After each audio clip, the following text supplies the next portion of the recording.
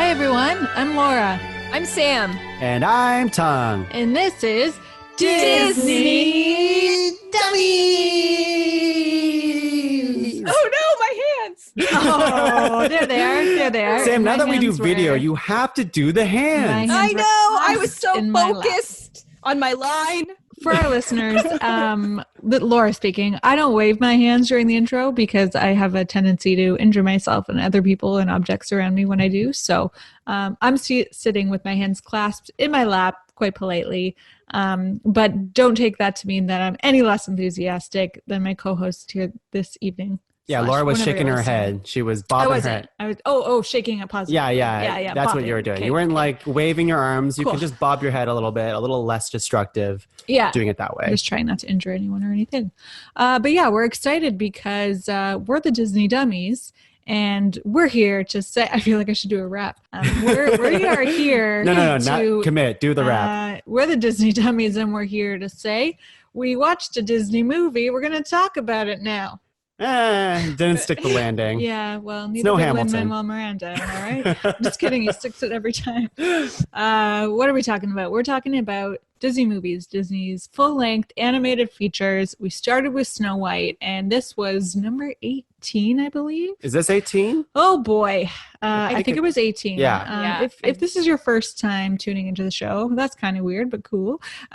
We basically rip apart. No, just kidding. We lovingly discuss these Disney films, and this week we're covering The Sword in the Stone.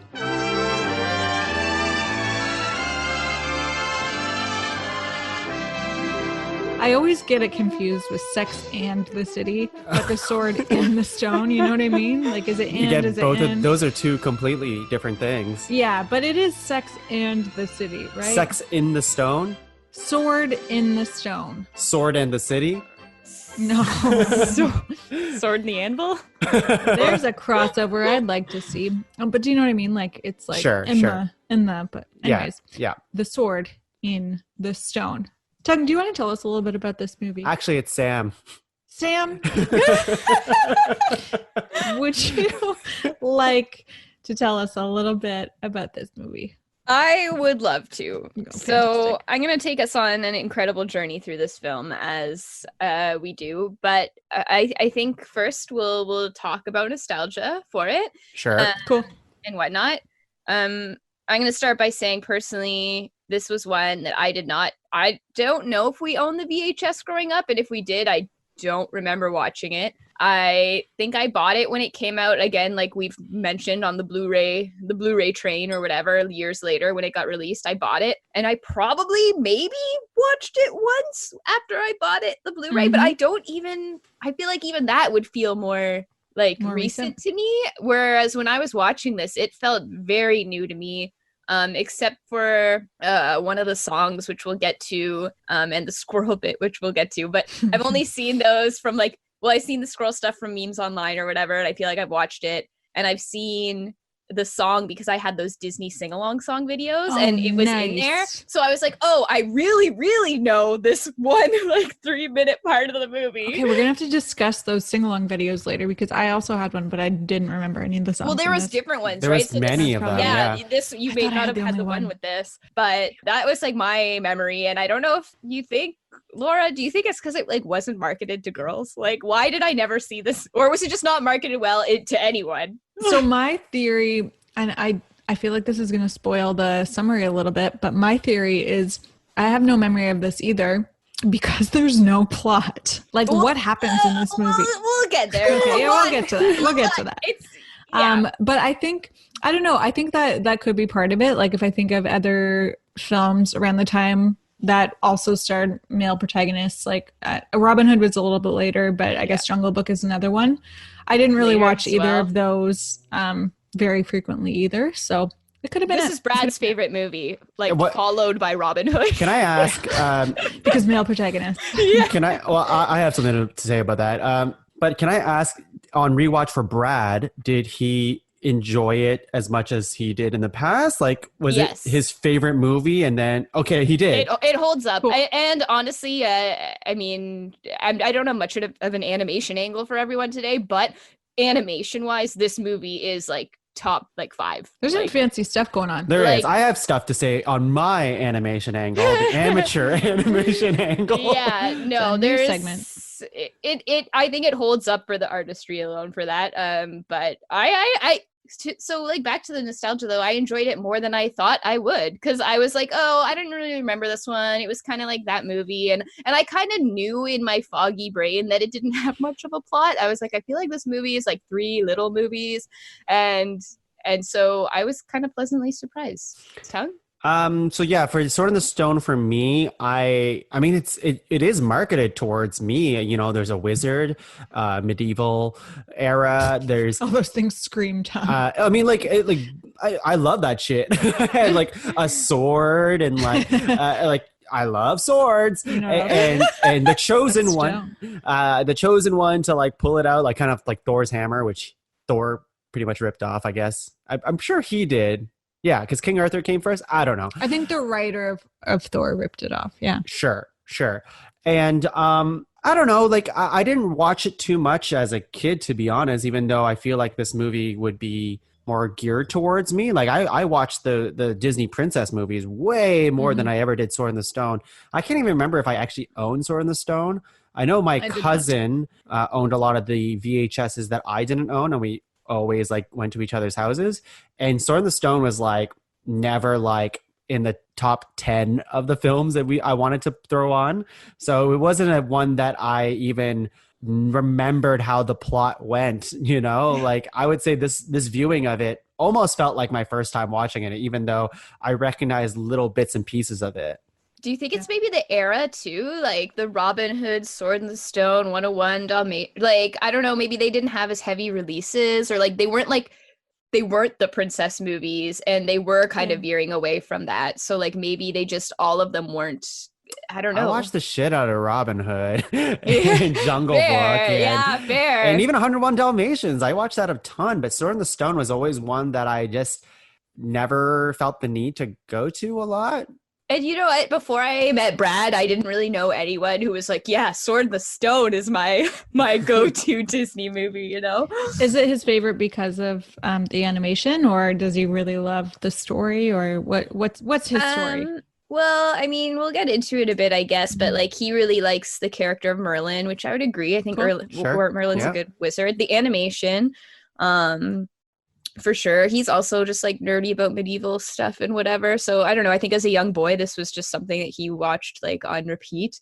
And then like in animation school, he was saying he used this movie and did vigorous like hand studies from it. I know you all love hearing me talk about hands, but this movie, watch their hands, man. Like this is insane. I did not watch their hands. I didn't watch their hands either. Sorry. I'm going to have to give you guys like a little homework sheet before movies. Yay! Was the homework sheet just going to be watch their hands every movie? Well, clearly 17 movies in and you aren't doing it, so. I thought you said wash your hands. You want us to watch the hands. Well, we should do both, I guess. You should probably do both, yeah.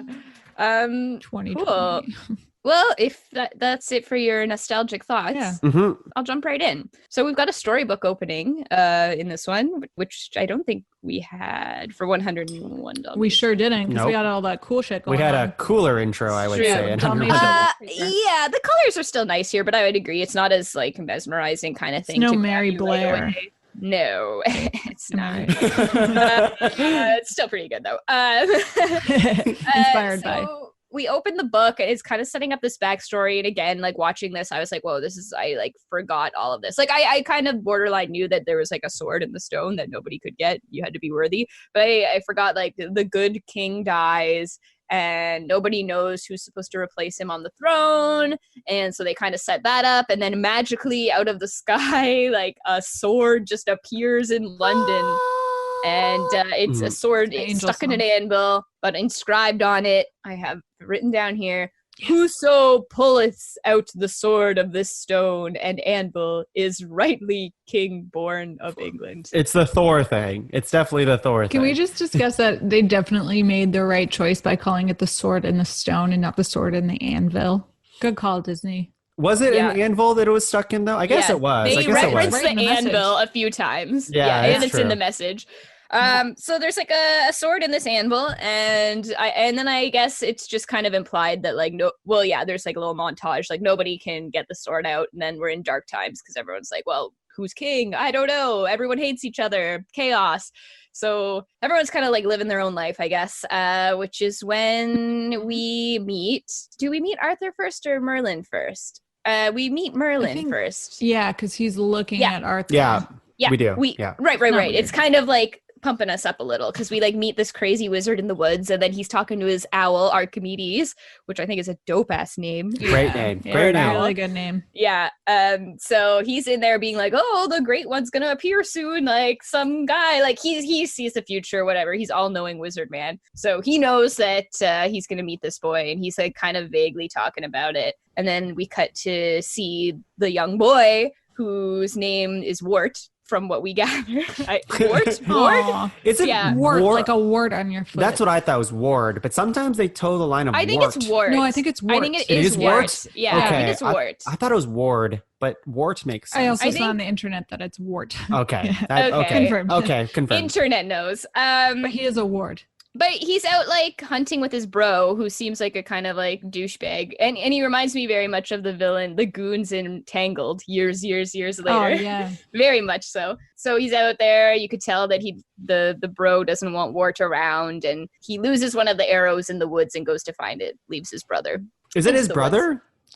Yes, brother, foster, kind of like. But we don't know that yet at the true. beginning. They don't tell us that it's a foster. Sure. Yeah. Well, he refers to him as a brother. Like, I think it's pretty heavily implied in that first scene that they're brothers. And then he like goes out into the woods and finds the arrow. Well, more so falls into Merlin's house. And yeah, so they meet, and Merlin's kind of like excited to see this kid. He was like, hey, I'm a wizard.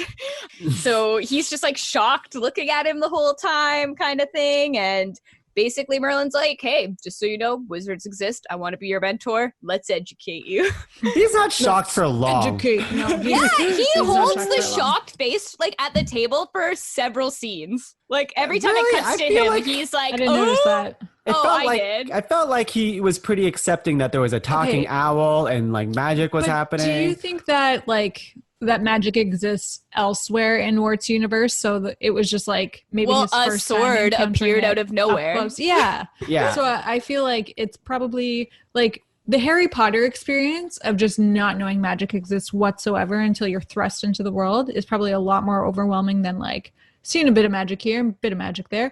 Oh, this wizard wants to talk to me. Okay. You know what I mean? That makes sense. I feel like it's that. Okay. I mean, they all buy into this magical sword business, so I think that's the extent, though. Yeah. I still don't think it would be like common that anyone has like met a wizard, though. By the way, like the family seems to disregard him at times too. I don't know, it seems kind of common, I guess, because the stepdad later is like dark magic, blah blah blah, and then he like doesn't believe in magic. Yeah. Well, and then that brother later in the evil. scene doesn't even blink an eye when there's a blizzard happening indoors. So. Yeah, they're pretty terrible. He might just be dumb.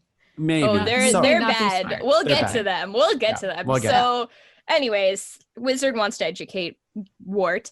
And Wart finally is like, okay, I gotta go home, which is where we meet the family who's waiting for him, where did he go kind of thing. And we kind of learn the like backstory of them. Well, not the backstory, but we know that it's a stepfather, so that Wart is not actually blood related to these people. And we also get the idea that they're like want to get the throne as well, I guess. It's kind of implied that like Wart is going to be what's the word? A knight. Squire.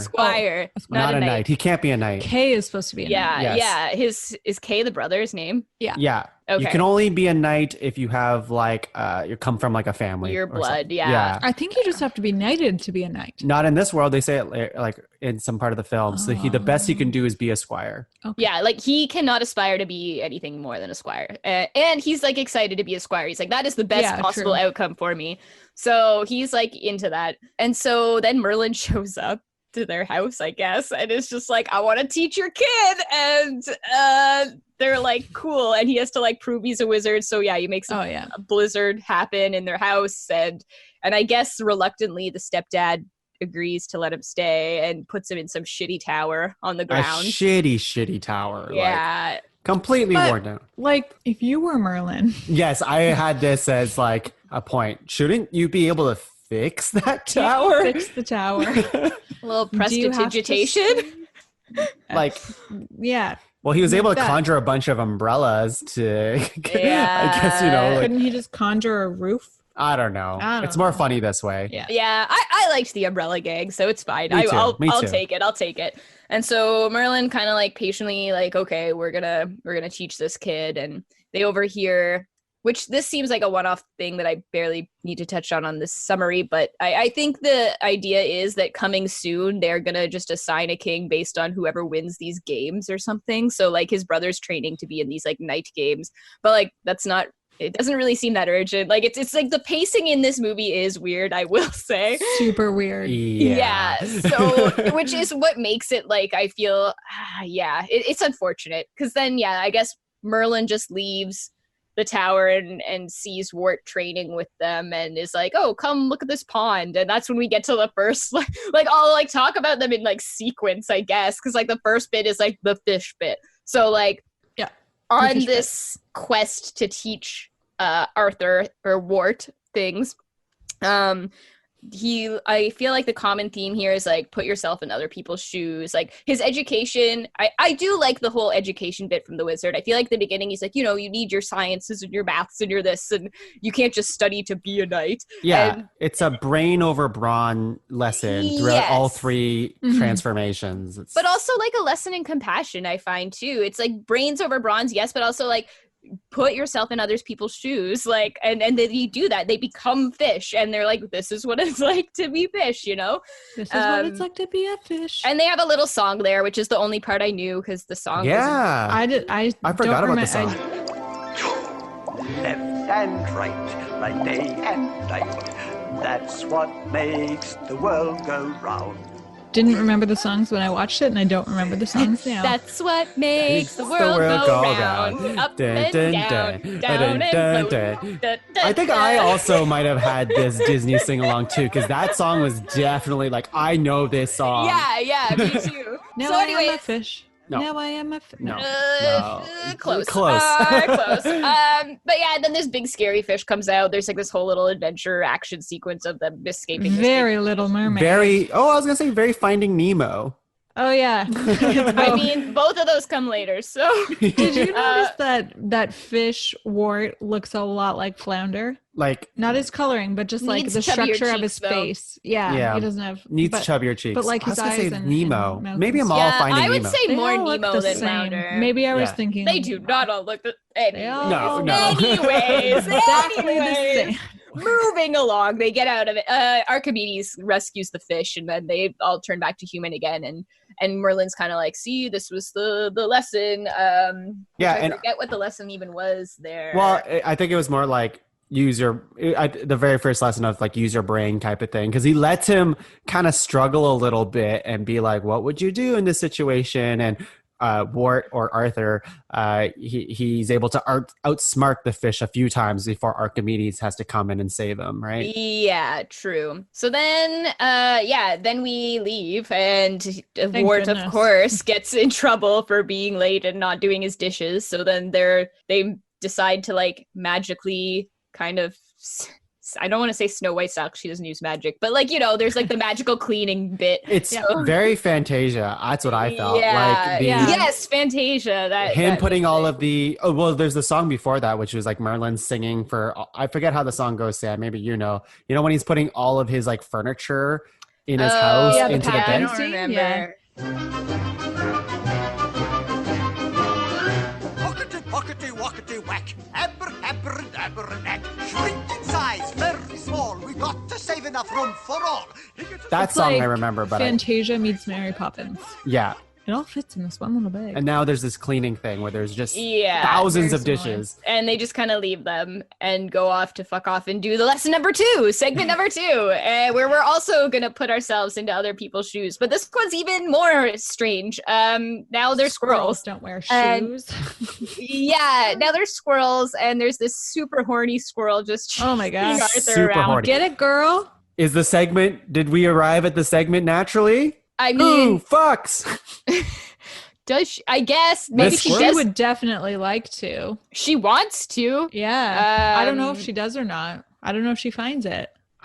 She probably does. I'm sure she does. She I feel But she like, does. if we were She to does. categorize her as one who fucks versus one who did fuck in this movie, like she definitely falls into the first category, even if she doesn't fall into the second. Right. Yes. Well, yes. So she's like super horny for like a little boy, but he's the squirrel, so it's not. That came out. You know, it's weird. It's weird to watch. Beat What? though. No, but that's just the microphone. It was a perfect. I'm not sure if that'll come in the final mix, but whatever you said, Sam, we couldn't hear it. You just beeped at the. What?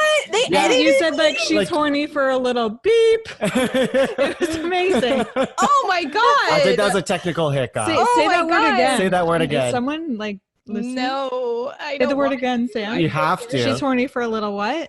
a little boy. Did it beep? Did it No, beep? no. That you're good. Oh, so and we were shocked because of the beat, but you probably thought we were shocked because you said horny for a little Yeah, boy, you but made me that's feel fine. really uncomfortable. I was Didn't like, mean to, oh, didn't no. mean to. That's Oh why I my stopped to explain God. ourselves. Sorry. She was horny for a little boy. Yeah. Wish I didn't have video. Anyways, it's really weird. It's really weird. She's chasing him around. He's trying to get away. And Merlin's basically like, haha, this is like life. Which I was like, Merlin, I don't know if you're teaching very good lessons right now. What is No. the value in this? And the value is like, suck it up. This is the circle of life. Like, you're going to be aggressively It is the attacked circle by of a life. horny woman squirrel.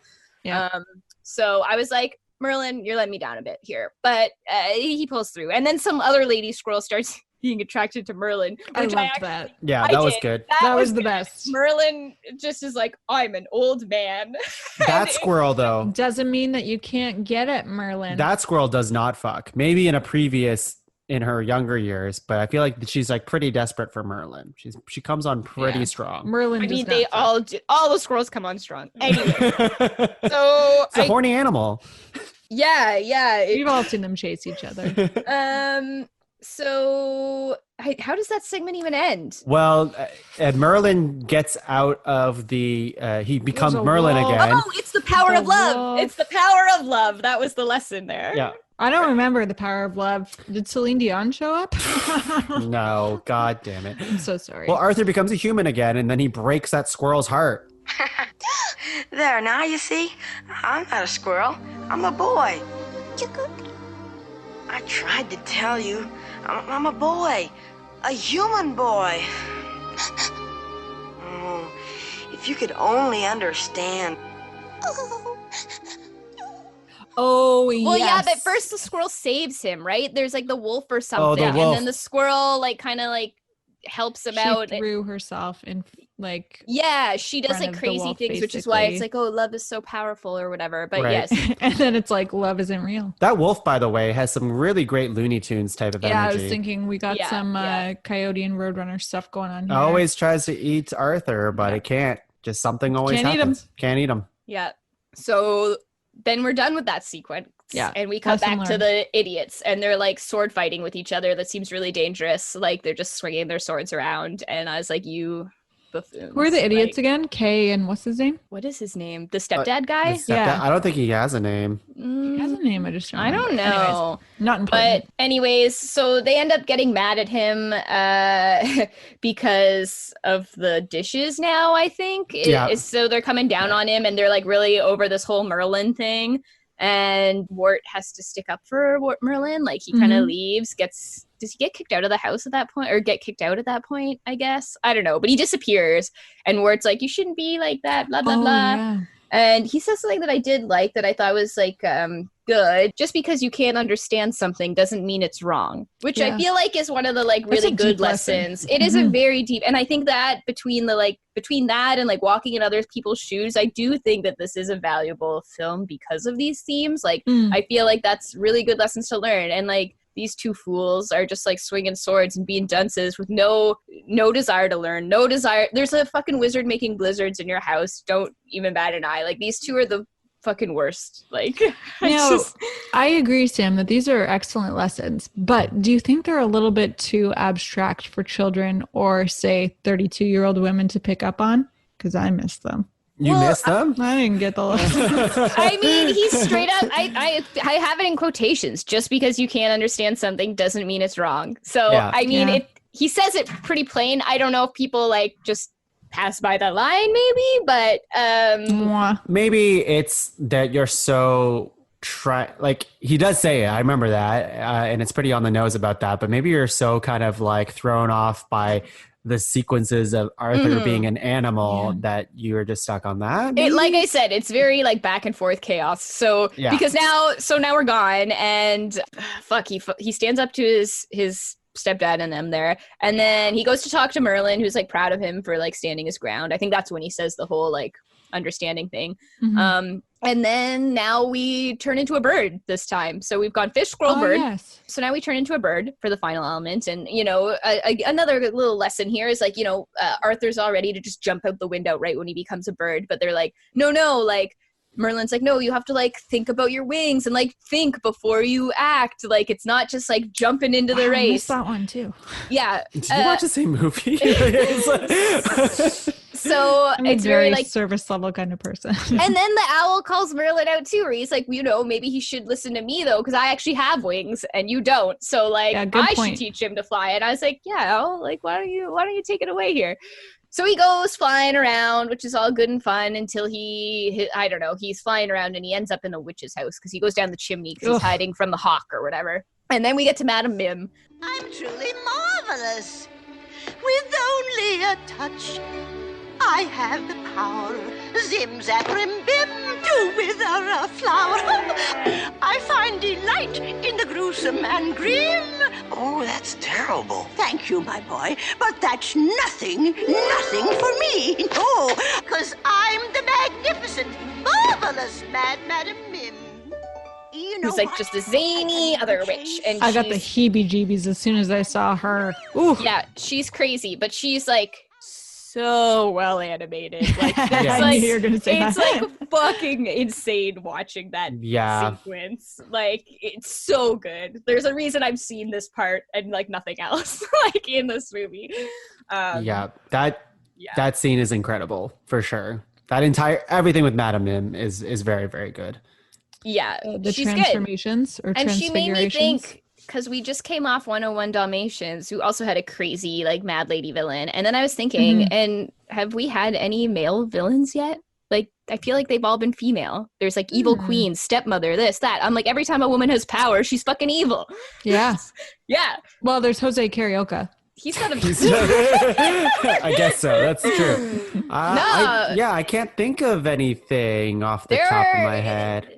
No, I don't think so. They're like either witches or evil, or Lady and the Tramp had an evil rat, or their lover. Yeah, they're.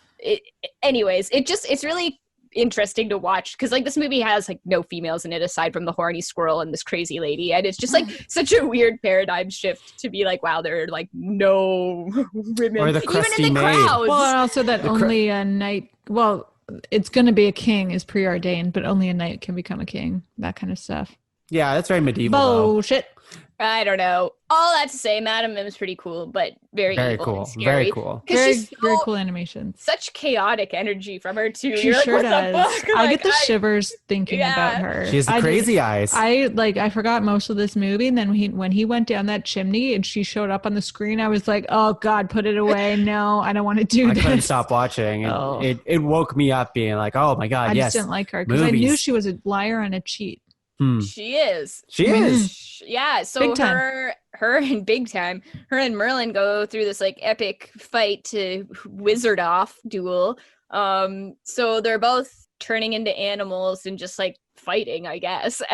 And it's a really cool sequence. They turn into a bunch of things. It's kind of fun to watch. But then ultimately, like, she goes back on her word and becomes this big scary dragon. And it's like, well, how are we going to She does not go back on her word. She said she wouldn't turn into a pink dragon. She also said no disappearing, but she disappeared. Okay. She came as a purple dragon. That's all I'm saying. Yeah. But she'd already cheated once. So at this point, you're like, okay, you're just cheating again. And so it's like, oh no, what are we going to do? But then Merlin, because he's so smart, becomes a germ, like from a disease. And Oh my God, yeah. That was brilliant. Well done, Merlin. yeah, it was very smart. I was like, wow. And she gets sick and they put her in bed. Fucked up. He became COVID, basically. Yeah, she like gets covered in red spots. It's really gross. But again, it was like kind of knowledge and wisdom is the real power, you know? Yeah. So, yeah, maybe this movie didn't get pushed on people because nobody wanted people to be educated. Maybe. I certainly I don't didn't. know. Yeah. Because, like, yeah. So they finished that. I guess that's, like, pretty much the end of oh, no. Merlin has Merlin already disappeared to Merlin Bermuda or has whatever? not disappeared to Bermuda yet. Why does he decide to disappear to Bermuda? Because Arthur, he's Yeah. made a squire? He's made a squire. Yes. Arthur gets made a squire, and he's all excited to go tell Merlin, and he's wearing the like squire robes and everything, and Merlin's just like, what the fuck? Like, haven't I taught you better than this? Like, how could you blah, blah, blah? And Arthur's like, well, like, this is the best I can hope for. Like, you should, like, this is great. Like, I don't understand why you're not happy. And Arthur is perfectly reasonable in this moment, I think. Like, I mean, like... He's a never child. imagine He's a child. Like, He's a child. He can't imagine a future other than this. Yeah, exactly. And it's like, even after being turned into all these animals, but it's like, yeah. And I feel like Arthur, he is reasonable and he doesn't get like super like crazy mad at Merlin. He's upset, but he's like, whatever, I'm just going to go do this thing and be a squire. So Yeah. Merlin's just like, peace, I'm going to Bermuda. And, and so... yeah, and so Arthur goes to be the squire to his brother in the London city, and he's all excited to be in London. And I guess his brother's going into a fight, and first day on the job, and Arthur's fucked up and forgot to bring his sword. Which is a pretty big mistake, but it is his first day, so we'll forgive him. Yeah, so he's like running back to get the sword from the inn they were at or whatever, and it's locked and closed up, and so it's like this whole ordeal that there's no sword for him to joust with. So that's when they see the sword stuck in the stone in the city. And they're like, oh, there's a sword. And it's Arthur and the owl running around. And they go to it all by themselves. And it's kind of a magical moment. I feel like it could have been built up it was. little more. There's it's light, pretty magical. Every time he goes to the sword, it goes... Yeah, it's pretty nice. And he like grabs it and pulls it out with doesn't even think about it, doesn't even know that this is a thing, right? Yeah, he doesn't know, he just grabs it and goes. Oh, what'll I do? Kay's got to have a sword. Well, look, boy, look. They're in the churchyard. A sword. Oh, Archimedes, a sword. You're going to have a time pulling it out. Watch it, boy.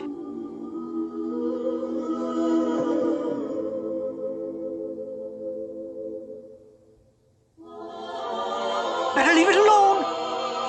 But Kay's got to have a sword.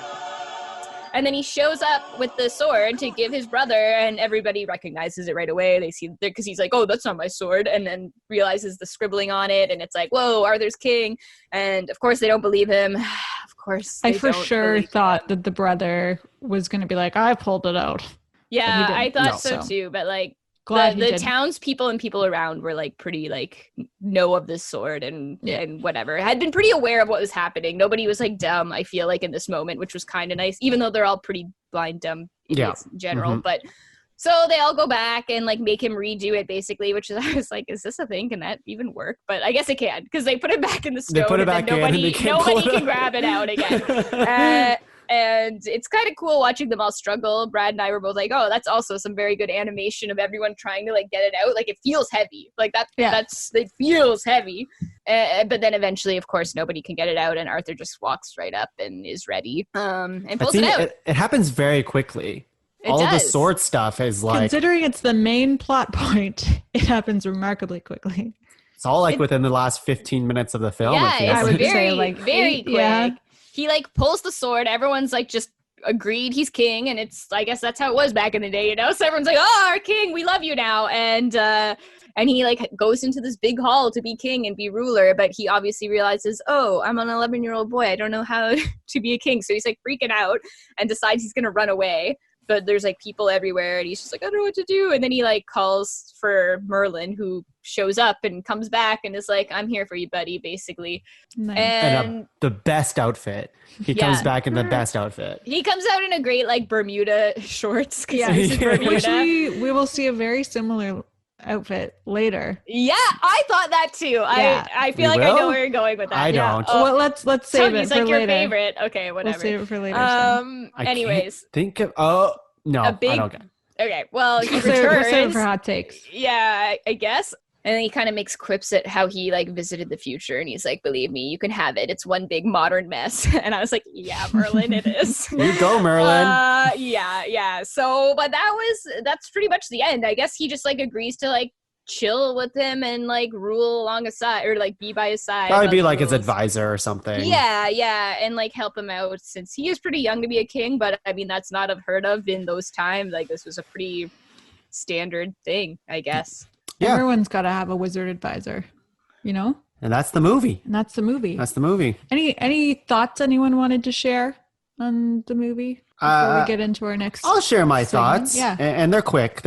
I thought the movie was fine, I guess. Like I wasn't I enjoyed it to an extent. Like I really liked Merlin's stuff.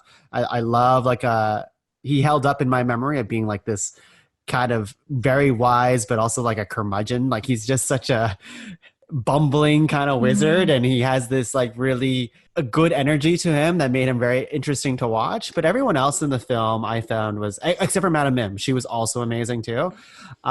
Besides the wizard duel of the entire movie, like I found the movie maybe it was the pacing of it or something, but I wasn't that like interested in the entire way through. I did like it for animation reasons, but the story of Sword in the Stone, I'm like, when are we getting to the Sword in the Stone? 71 minutes in is the answer to that question. I think it's like it is pacing, but I think the tonal shifts are really throwing you off too. Cause like you were saying, there's like some real Looney Tunes energy with the wolf, and all those side segments are like very cartoony. And like even the brothers that we cut back to are cartoony, but then it also feels like the movie's supposed to be serious. So it's like this weird it does feel serious. zone that you're in where you're like, I don't really know. Yeah. There's no anticipation because he doesn't know about the sword and it is the title. It's like he's not off to like go try or like we know that it's getting to that. Yeah, we don't know why he's learning these lessons. Yeah, there's no end game for the character. It's just the lessons felt like filler to me for that reason. Like it just felt like they needed to flesh out the movie, so they're like, let's just do a whole segment where he's a fish. Well, it's to make him worthy. And had he not got those lessons, would he still have been able to pull it out? Yeah, that was my big question at the end of it. Probably not. I think the whole idea is that he becomes worthy of the stone by learning these lessons. That's the idea that I got. Either way, I think they could have hit that a little harder. Sure. Yeah. Sure. I think that big idea was just like be a good person, and like the contrast between his family members was like just don't become like them. Yeah. Other than that, like I kind of wanted to see more swordplay or any medieval type stuff. Like I like the jousting was fun, like with Arthur like doing the crank on the wooden jousting machine, and he still beats his brother that way. I thought that was fun. But I don't know, like the animal segments were fine. Like they didn't blow me away or anything like that, I guess. No, it's true. The animal segments are such filler that it really it throws off the whole movie. Yeah. So that's my thoughts. I'll pass it to anyone you need to. There was one running bit I liked where they had like these demerit points and they kept giving him demerit points. But then he's like, no, not more. But like they are completely inconsequential. So I thought that was pretty good. One thing I noticed in 101 Dalmatians that happened again with this one is that it's set in England, which is also funny that they set so many movies in London, but it's set in England, but many of the main characters have American accents. It's like, well, everyone around them is British, so why don't they sound British? But I never noticed that as a kid. Yeah. So probably not important. Yeah. I also wrote down, this movie is so weird. And I think you captured a lot of it there, Sam, in like the tonal shifts that go on. I do find it to be like quite a serious movie, especially with this concept of like Arthur having this God-given gift or right or whatever you want to call it to the throne, but then having some real like goofy stuff, especially as you mentioned with the wolf and with some of the with Merlin's all of Merlin's gags are like that. Archimedes too. Merlin is pretty goofy. Yeah. So not my fave for that reason, but yeah. Anything else you wanted to talk about before we throw it over to Diginos? Well, Sam, did you like the movie? Like, you liked the movie? Like, I did. Yeah. I feel like I liked it more than I thought I would. I liked it more than I remembered. I do agree those bits are like where I start to like kind of lose interest, and it's just unfortunate because they have, well, at least two of them. It's basically the fish and the squirrel bit that I'm like, these don't feel like they need to be in here. But he does have to learn the lesson. I just think they could have made them better because like Laura said, she's like, oh, I didn't get that from them. Like, I feel like they were hitting the nail on the head, but also were not. Like, they were not making it abundantly clear what they were talking about. Yeah. So yeah, maybe that, I think Laura, you mentioned too, like, I think that's probably the reason why this movie was a little weird, because there's no clear quest from the beginning of the movie to be like, what are we working towards here? Yeah. 101 Dalmatians is very clear. It's a rescue mission, and we see the whole thing. It's like, this is satisfying. No one tried to murder him. I think like Merlin's little speech at the beginning was supposed to be like, I'm gonna meet this boy and I'm gonna educate him, and I feel like that was like, that's the quest, is like, I'm meeting this boy and I am going to make him a good person. But it's just like such a weak, or like, I don't know. We're just getting to know Merlin at that point. So I'm more thinking about like how he's saying stuff than what he's saying, I guess. Yeah. It is really right out the gates, like right out of the gates. Yeah. Yeah.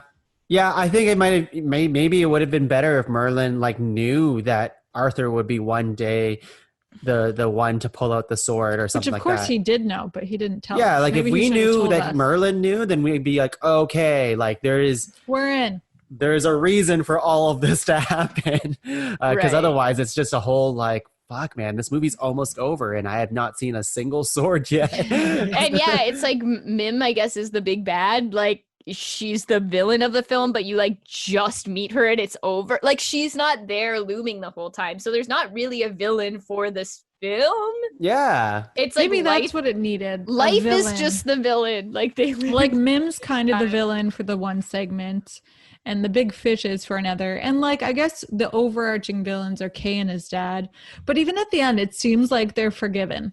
Like they see the error of their ways and move on pretty quick. Which I feel like is just kind of like fucked up medieval shit though. Like, kings in general in that era is like all crazy. So like whatever. Yeah. All right, Tung, what have you got to share with us on the Did You Know front? Alrighty, I'm opening up the old sack of Did You Knows. Does it have to be a sack? It's a sack. It's Merlin's bag of Did You Knows. I shrunk them. I'll take handbag. Oh, by the way, I really like that scene. I was just saying about like him putting all the stuff in the bag, but before that, the sugar little cup thing that gave him too much sugar. I thought that was just a fun bit. Yeah, that was a good bit. That little guy was cute. That was cute. Like, reminded me of like Alice in Wonderland type shit. Oh, reminded me of Beauty and the Beast type shit. Oh yeah, well that would. Disney is everywhere. Disney is everywhere. Okay, this was the last animated film that Disney produced since he died during the production of Jungle Book. Oh, yeah. So how about that? So ended on a high note, I guess.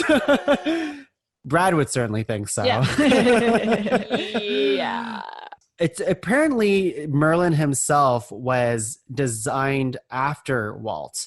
Now, in this, it says, in his book, the T.H. White described the wizard as a crusty old curmudgeon, argumentative, temperamental, playful at times, and extremely intelligent. But then there's a little line that says, but Walt wasn't a curmudgeon, or something like that. I feel like Walt was a curmudgeon, but wasn't nearly as like happy. Well, I feel like playful. You write that because you're like, I made this character after you, but I don't want you to know entirely that I think you're a curmudgeon because I don't want to be fired.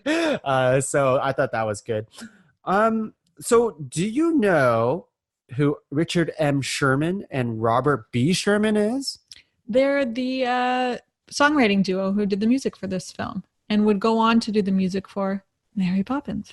Larry. Larry. Not that one. Chimney Sweep. Chimney. Okay, Yeah. sorry. Yes. So you stole my Did You Know. So thank you very much. Stolen. Well, did you know that Arthur was voiced by 3 people, which is I found weird. Do you want me to answer honestly? Yeah, you did know this. I Okay. did. So did Sam. Ricky Sorensen, Richard Reitherman, and Robert Reitherman. The director's 2 sons. Yeah. Yeah. I wonder. I didn't really read too much past that. Do you know why it was like that? Puberty, my friend. That's it. Yeah. That's pretty much it. So what's his name? Sorensen was like the original voice actor, but then his voice started to change, and so During production. yeah, because it took 3 years to film, and so the director was like, oh, I got a couple of boys who can do it. I see. Presumably. This is to no surprise. I mean, this again. I can't stress this enough. This is my favorite scene in the entire movie. I think it's just fucking awesome, which is the wizard duel. Yeah. But the climactic battle between Merlin and Madame Mim is often cited by animation experts as some of the best character animation to that date. Sam, confirm or deny? Confirm. Thank you. It's confirmed. And the reason is because they go through many physical transformations during battle, yet retain Don't we all? their identifying features. So you see that a lot when Merlin transforms anyways, like when he's the fish or when he's a squirrel, he always has some sort of weird or facial hair going for it. So whenever you look at him, he also has that blue tinge about him too. But whenever you look at him, you're like, oh yeah, that's Merlin. Even though he's like, gosh, I can't remember what kind of animals he turns into. He's like a snapping turtle. He's a rabbit. He's a caterpillar. He turns into the best stuff. An elephant? No. Walrus. Walrus. Walrus. I love Merlin's transformations compared to A Madame ram. Mim's. Yeah. Oh, yeah, Like, that so was the the best ram one. was to me was like the only like attacking animal because when he turns to a caterpillar, I thought that was just funny. It's like Merlin, you are the most powerful wizard of all time, and he chooses like a caterpillar. Brain. Not Brain? wrong. Did Merlin come up in ranked top 5 wizards? He did, and he made the list. Nice. Yeah, he was number 5, I think. He's like a legacy pick. So this is the only animated Disney movie. The only animated Disney movie. I'm going to repeat this from the 1960s, not to have a platinum DVD. So that Or- platinum DVD that you wanted, or a sequel, TV show, or a live action remake. But it did have the Blu-ray, and Sam did get it. Sam got the Blu-ray. I did And get the Blu-ray. the story of King Arthur is one of the most it's everywhere. I think they do a King Arthur movie every two years or something like that. True. I loved how, as we were watching it, so at the very end, Merlin says something like, maybe they'll even make a movie about you. And of course, he's referencing the movie that we're watching at the time. But then it ends, and the next suggested movie that comes up is a kid in King Arthur's court. I saw Yeah, did that. you get that? Yeah. So what was the synopsis for that? A kid in King Arthur's court. It was like a travel back to time type of movie. I remember it coming out. I Early think 90s? Is there like a baseball thing going on too? He's wearing a He's a big baseball Yankees uniform. Yeah. So a baseball player gets transported back in time, probably It's to just learn a a kid, lesson. but yeah. Yeah, okay. And the last Did You Know that I have is this was the first Disney animated feature made under a single director. I already mentioned the name before. Well, I mentioned the last name, which is Wolfgang Reitherman. Reitherman, I'm not sure how to say that name. I think we've mentioned this name before because Sam always mentions the fabled 9 old men. The 9 old men. Okay, they don't sound like that. But anyways, They don't. this guy would direct all of the Disney features up until the 1980s. Did you know? He directed like all of the other movies through the 60s and the 70s. I don't. That's all I wrote. Oh. I'm not sure if that's true, but that's what it said. I guess here. we'll find out Yeah. over the course of the next 10 weeks or so. Sam, Lord, did I miss any Did You Knows that you want to shout out at all? Yeah. Go on. This is a personal. I noticed, but this is the second movie in a row that we've watched that ends on Christmas. Yes, it does. Whoa. That is. Although true. I didn't feel think like of that. And they talk a 101 lot Dalmatians about is New a Year's. bit more Christmassy. They do talk about New Year's too, didn't which even is know very that. Because fair. he starts being a king on New Year's Day. So very Yeah, of the time that we're recording. That we're Just so recording you this. It is New Year's Eve right now. Just so you know, everyone, we are dressed up very fancy for this quarantine Some of New us Year's Sam more is. than Eve. others. Yeah, Laura is Tuck's wearing a got a collar. Laura had a shower today, and that's a good day for That her. counts. That counts. That's it for mine, though. Yeah. Well, actually, I know you have some, Laura. Maybe you can fill this in. But Sam, do you know? Because we didn't talk about source material of like the original Sword in the Stone and all. Oh Did you yeah, pick up I meant to anything ask like you that? guys. I don't actually know. I was like, was there a King Arthur in history? No. So no, but it is based on a book. I We can't remember the name of the Literally book. did an episode. I just recorded this a couple of days ago. Top 5 kings. We talked about King Arthur, and it's not confirmed that King Arthur was a real person or not. It's kind of like a folk tale type of thing that kind of got spun into. Do you think he's like a hopeful tale? You know, it's like Yeah. it's just like people needed a story about There a good was king once a good them- king. because most of them are shit. That's honestly it. He was kind of like spun from a bunch of tales. No one can confirm he was real. And then the story of Excalibur, the sword, was like a huge story. And then the Knights of the Round Table, all that stuff. So it's not confirmed that he's real. But yes, it was based on a book that I can't remember the name of. But anywho. Sword in There we the go. Stone. That's what it's called. Well, no, the book was based on the movie. Okay. Which was based on a different book. Wow. Okay. Oh wait, no, sorry. I don't know. There was another book. I'm wondering now if it's like public domain material. Like, Yeah, can could I be. write a Sword in the Stone book without getting sued? Sam, have Maybe. you heard of fan fiction before? You can Yeah. do anything Yeah. you Well, want. yeah. Fair.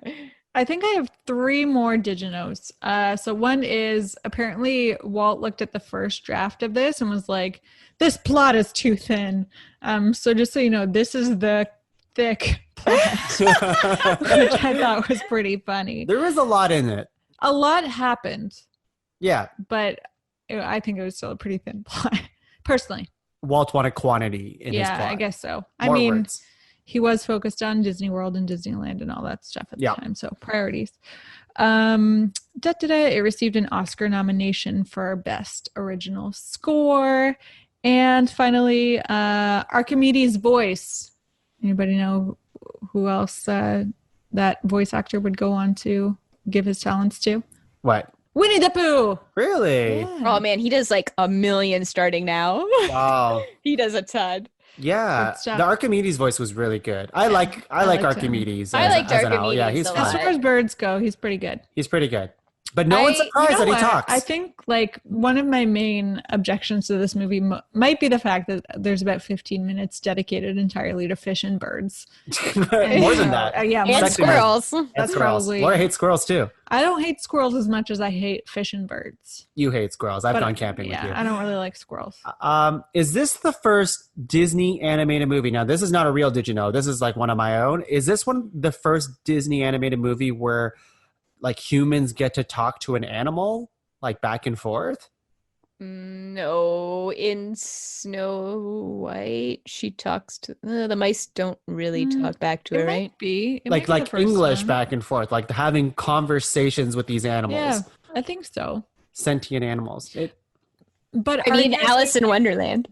Arguably, true. it's not humans talking to animals because it's humans as animals talking to like they can only talk to the animals when they're in the same form as the animals.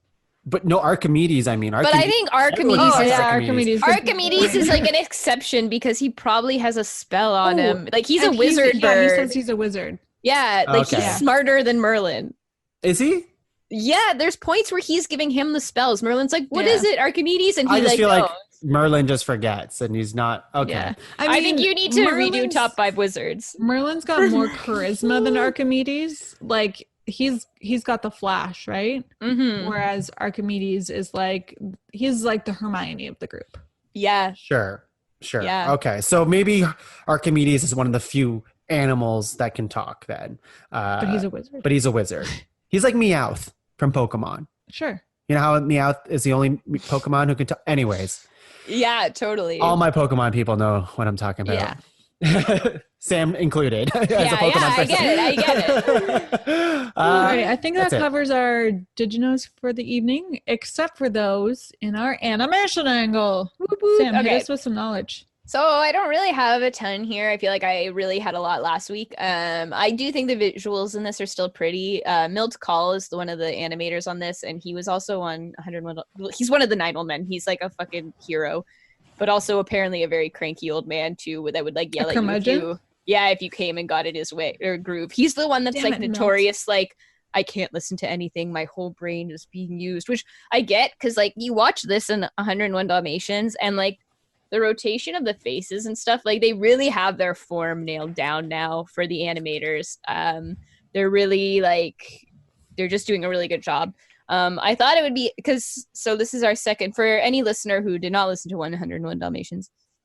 How dare you, first of all. Yeah, Go back and listen to it. If you want to learn about xerography, go back to 101 Dalmatians. I'm not going to describe it all to you again, but it's basically why we have these sketchy lines for this movie and a few around it or whatever. And as much as like I was talking about how much I do like the sketchy look of like this and Robin Hood and 101 Dalmatians, I do think this movie would be really pretty if it did have the like ink and paint treatment that Snow White did, or not Snow White, but like Sleeping Beauty. Like if it was as clean and like colorful as Sleeping Beauty, I think this would look really pretty. Of course, it wouldn't add anything to like the story and stuff. Yeah. But it would look really, really nice with like the more expensive animation techniques, I think. Yeah, I found like I did like the wizard scene is like amazing animation and stuff like that, but like visually to me this movie didn't really stand out I don't know, like I'm not an animator. I bet it's the xerography. If it had looked like Sleeping Beauty quality. But 101 Dalmatians had xerography and I found it was super stylized. Like you could see all of the pencils and but it was also really black and white. Like a huge chunk of it was, well, actually black and gray, as we know. But I think that made a big difference in being able to see all of those extra strokes. And we'll see how we feel about the next few too, because they're all going to be done this way now for a while. But I do think this one felt like it could have benefited not being done this way. Whereas I think it actually helped in 101, like till we started doing Dummies, I didn't really think much about this at all. I just thought they were artistic choices to do the sketchy thing. So now knowing that it was like a money saver that they do in all these movies, I'm like, oh, well, it really works in 101 Dalmatians. But yeah, here I'm like, this one, not as much. yeah. Fair. Would you agree? I would say visually it was pretty unremarkable for me, except for the transformations. Yeah, I mean, I do like the style, but I agree that I noticed it a lot more from the beginning in 101 Dalmatians, whereas I was like looking for it in this one, right? And wasn't as excited about it. Yeah. No. Yeah. That's all I got for animation angle this week. All right. Well, once again, we learned a little bit more than we knew last week. So I mean, go back and watch this movie for the hands, though. Yeah. Great hands. Go back for the hands. As I've been told. I don't know, actually. No, I didn't look at the hands. You know, maybe we'll watch it again one day. We'll see. Maybe we won't. We'll see what happens. All right. Well, since we already covered our Who Fucks segment, I think this is our last segment of the evening, which is Hot Takes. Hot Takes! Brought to you by our wood stove. Hot Takes. It's not on right now, but when it is, it's hot. You know, we actually do have one more segment that I just edited the last episode, and Sam's was introducing a segment called Disney's a Dick. Yeah. I'm not sure if we need this as a... It pops up where relevant. Yeah, it's not a weekly segment. It's a feature segment. Okay, I'm sorry. Not featured this week, unless you have some content. Yeah, do you have? No, I was just Disney's thinking. No, I don't. Let's just do hot takes. Well, you know what? Did you know about Merlin being cantankerous and whatever, being based off Disney can go into Disney's a Dick. Okay, perfect. Okay, this is a segment I found Merlin immensely likable, though. So that's your hot take? No, that's not my hot take. That's just my, I guess, counterpoint to Disney's a Dick. That's fair. That's fair. Well, Laura, as the host of Hot Takes today, why don't you start us off? Yeah. If I were a wizard, I'd have a patch of sunshine around me all the time. That's my warm take. Very warm take. Now, we did say that since 101 Dalmatians, Laura, you said that we should come back even hotter. Yeah. Like our 101 Dalmatian hot takes, not very good. Yeah. That's why Sam has a really good hot take. Sam, what's your hot take? I have one hot take. Okay, let's hear it. It's not that hot because I feel like they essentially, I shouted at me in the movie, but I think that Kay and the stepdad, actually the whole town, are flat earthers. Amazing. I don't they pretty much say that in the movie? Yeah, Merlin they shows do. him the globe, But yeah. like, I believe this to my core. Like these people, Yeah. I'm just like, these are the people fighting science and mad. Like, I don't know. These people felt so real to me, like now, and like Yeah. being outside of medieval. Like, I was like, you guys are those assholes that don't believe anything. Yeah, what are the modern flat earthers? Are they still flat They're earthers? still flat earthers. Many flat earthers out there still. But also like anti-vaxxers, anti-maskers, like that's all this kingdom. Okay, everywhere. fair enough. And Arthur has to rule it all. Yeah. Poor kid. Poor kid. They're everywhere and they know their rights, except they don't really understand them. They know they have rights. Yeah. They just don't know what they are. Rights. Yeah. Or care. Yes. Good hot take. Sam, good hot take. I only have one as well. And this is hot. This is a hot take. Mm-hmm. Laura, Yeah? this is for you. Yeah. All right. The wizarding duel Yeah. in Sword in the Stone Yeah. is better than any wizarding duel in Harry Potter, the entire 8 movies. I just Well- I watched Laura's face throughout that whole segment. What did it and do, Sam? What did it do? It turned to stone. That's fine. That's your Is hot- it fine?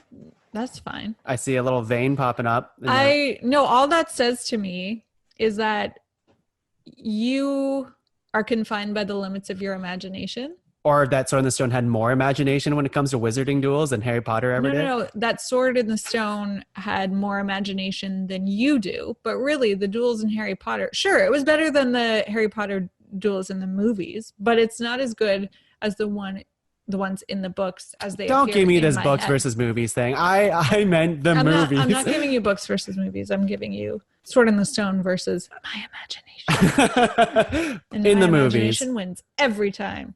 All right. Well, Sam, did that make you mad? I don't even know how attached to Harry Potter you are, but Not that much. okay. Sam is furious. There's not enough hands in Yeah. Harry The Potter. spells in Harry Potter the movie are just a No. bunch of lasers. There's nothing but else going for it. Harry Potter has way better magical language.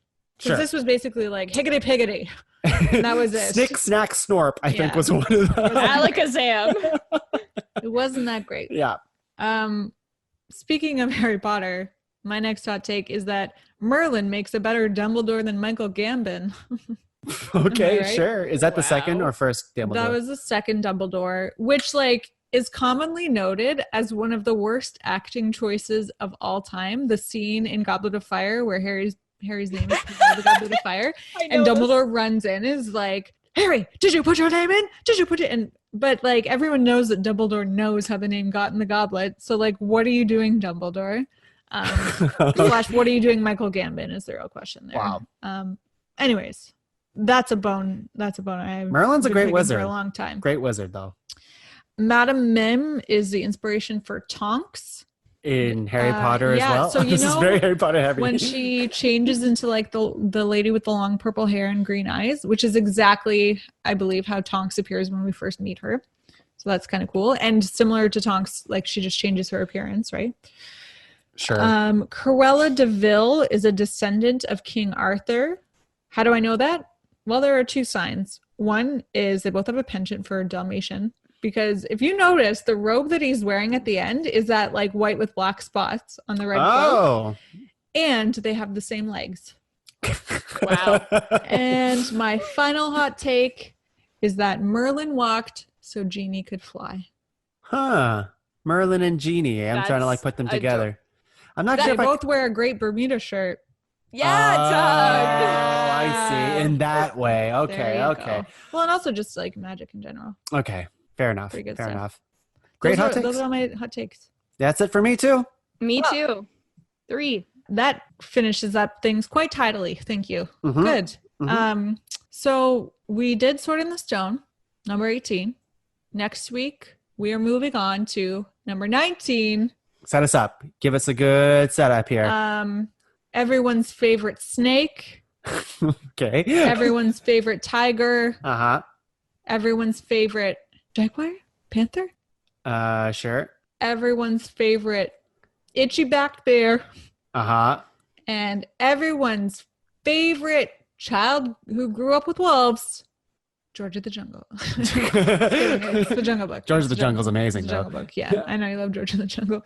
Yeah, we're watching the Jungle Book next week, everyone. You'd even go for like the easy bare necessities joke that you could have done instead. What's that joke? Well, I'm not going to say it now. You could have said anything with the bare necessities. Tell us the joke. I got nothing. Yeah, I you got don't have a joke. Exactly.